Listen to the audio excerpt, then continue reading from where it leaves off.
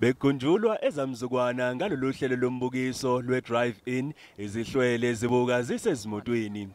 Ngenhlanhla akusensuku zatshwala zibuye izinsuku zenjabulo zokukhonjiswa kwamafilimu.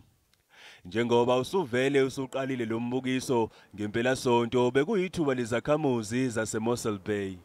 So nice to share it with them, what we used to experience that time. My parents always told me that we youngsters are missing out so much because we don't know how it is to go to the drive-in. Abagqugquzeli baphoqeka ukwenza imizamo ngokusheshsha ukuze ingahoxiswa le festival ngenxa yokuhlasela kwe-COVID-19. When COVID-19 came, we were still planning the physical festival like we had done it in Knysna. So we rebranded to Garden Route International Film Festival straight away. And then we came up with the drive-in concept as well as an online virtual platform. Izihlwele zizobhema zikholwe ngamafilimu adidiyelwe lapha ekhaya naphesheya kwezilwandle. Emasontweni ezayo bazonikela iGeorge, eNysna, eSedgefield nasePlattenberg Bay, kanti-ke abagqugquzeli bathi lolu hlelo lwe-drive-in bazoluqhuba noma isidlulile i-COVID-19 ukuze abantu bezozejwayeza indlela entsha yokwenza izinto.